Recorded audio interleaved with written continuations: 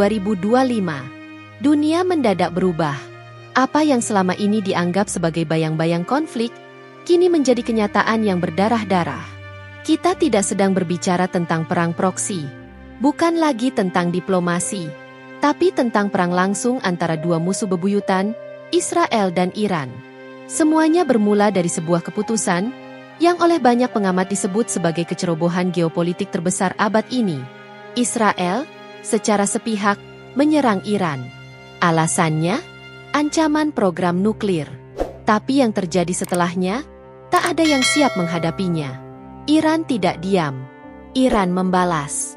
Dan balasannya mengubah peta Timur Tengah.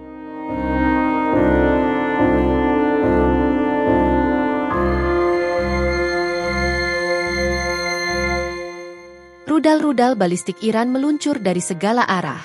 Tel Aviv, kota yang selama ini disebut tak tersentuh, kini jadi kota hantu. Serangan besar-besaran meluluhlantakkan pusat-pusat strategis Israel.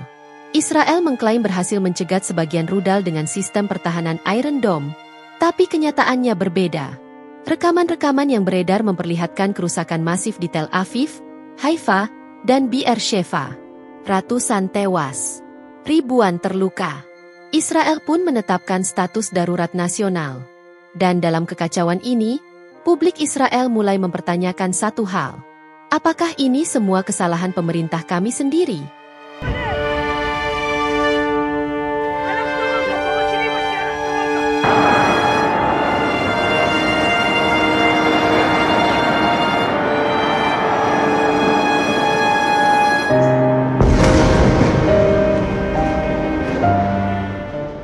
Seorang warga berkata, "Kami sudah peringatkan Netanyahu. Ini bukan perang yang bisa dimenangkan." Sementara itu, wali kota Haifa bahkan memohon kepada AS agar menekan Israel untuk gencatan senjata. 2 minggu waktu yang diberikan kepada Iran itu terlalu lama. Kami bisa habis sebelum itu. Di tengah tekanan global, Amerika Serikat akhirnya bergerak. Donald Trump, dalam pidato dadakan di Gedung Putih, menyatakan, "Jika Israel jatuh, kami tak akan tinggal diam. Hari ini, kami ikut dalam pertempuran."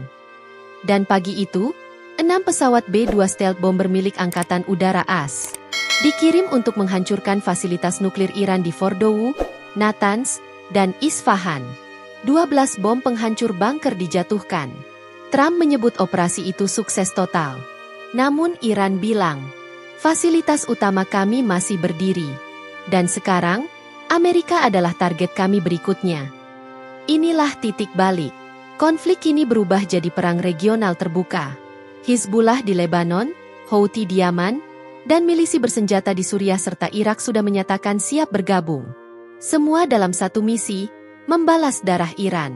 Sementara itu, Mossad, Badan Intelijen Israel, kembali jadi sorotan dunia.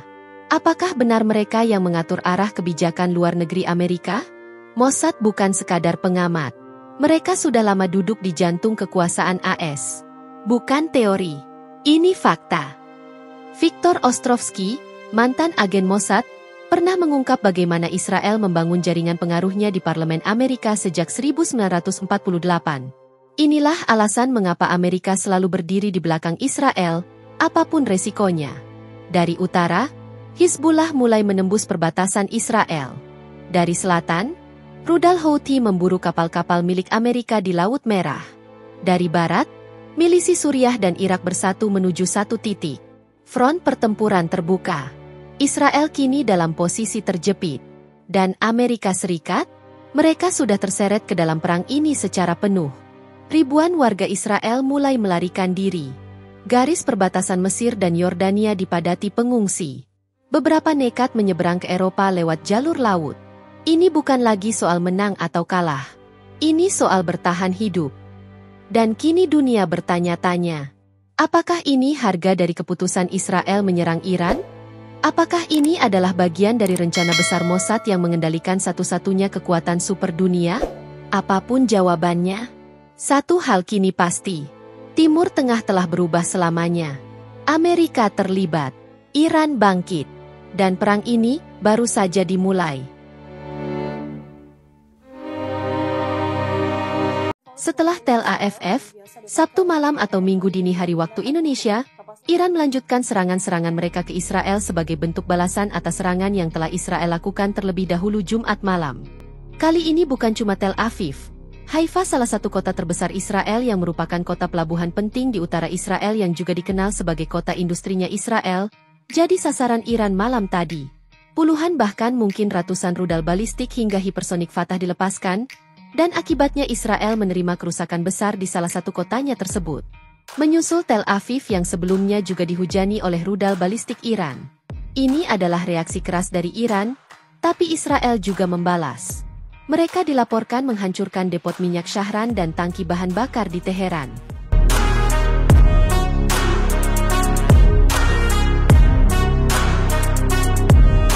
Saat Israel memutuskan untuk menyerang Iran beberapa waktu lalu, Israel mungkin lupa siapa yang mereka lawan. Iran bukan Gaza yang tak bisa membalas dengan keras serangan dari jet-jet tempur Israel. Iran adalah salah satu negara dengan militer terkuat di Asia. Bahkan saat Amerika juga coba untuk menekan Iran, mereka tak pernah bisa karena Iran tak akan pernah mau tunduk dengan siapapun. Mereka punya kekuatan dan hal itulah yang kemudian menghantam Israel baru-baru ini. Setelah kemarin atau Sabtu malam, Tel Aviv dibombardir dengan lebih dari 200 rudal balistik dalam 3 gelombang yang menghancurkan pentagonnya Israel dan gedung-gedung di sekitarnya. Malam tadi serangan berlanjut dan meluas ke kota lain seperti Haifa, kota yang jadi tempat industri militer dari Israel. Sekarang lihatlah begitu banyak misil rudal yang gagal dicegat Iran Israel dan menghantam pelabuhan di Haifa. Sekarang lihatlah bagaimana rudal hipersonik Fatah menghantam Haifa. Lihat kecepatan rudal ini. Kecepatan yang luar biasa yang tidak mungkin bisa dicegat sistem pertahanan dari Israel. Di gambar atau video sebelumnya, kalian di sini bisa melihat betapa besar gelombang yang diciptakan rudal hipersonik Fatah saat menghantam Tel Aviv. Di malam kedua serangan Iran ke Israel sendiri, Garda Revolusi Iran melaporkan kalau mereka menargetkan fasilitas produksi bahan bakar pesawat tempur dan pusat pasokan energi di Israel dengan rudal. Hal yang kemudian membuat kilang minyak di Haifa mengalami kehancuran dan kebakaran. Di sisi lain, serangan itu juga membuat sebagian besar penduduk negara itu berlindung dengan Komando Front dalam negeri Israel mengirimkan peringatan lewat telepon tak lama setelah pukul 11 malam. Ini adalah gelombang di hari kedua yang keras dari Iran. Setelah sebelumnya menghancurkan Tel Aviv, Iran menunjukkan jika mereka bisa memberi kerusakan besar pada Israel. Ini adalah sedikit dari serangan yang jauh lebih besar yang bisa Iran berikan. Tapi kepanikan besar telah terjadi di Israel. Mereka mungkin yakin dengan sistem pertahanan terbaik Iron Dome, tapi saat Iran menggunakan rudal-rudal hipersoniknya seperti Fatah, tak ada kesempatan bagi Israel untuk menghentikannya. Iran sendiri menjanjikan bahwa operasi ofensif akan terus berlanjut lebih luas jika Israel dan sekutunya terus coba menyerang mereka.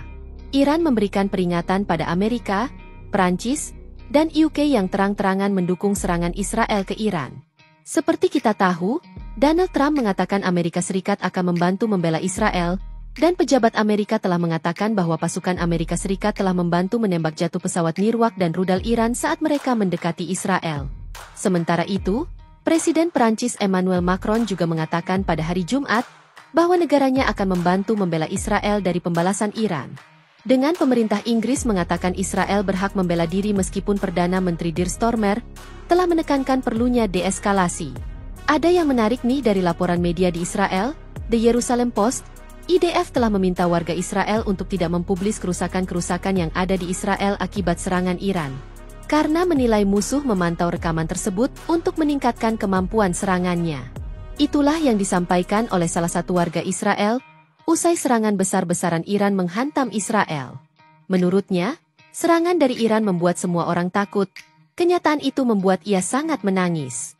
Ia merasa seperti berada di meja roulette dan bisa kapan saja menjadi korban dari serangan rudal. Ia menilai anak wanita enggak boleh merasakan ini. Namun, ia mungkin lupa inilah yang dilakukan Israel pada Gaza menghancurkan kota. Dan Israel lah yang memulai serangan ke Iran, Iran hanya membalas. Balasan yang bisa sangat menghancurkan. Memiliki kesamaan dalam berjuang melawan Zionis, Pakistan mengungkapkan bahwa mereka akan berdiri untuk mendukung Iran menghadapi Israel. Tak main-main, Pakistan memperingatkan sekutu Israel bahwa jika Iran sampai mendapatkan serangan nuklir, maka Pakistan akan menggunakan nuklirnya untuk membalas serangan tersebut.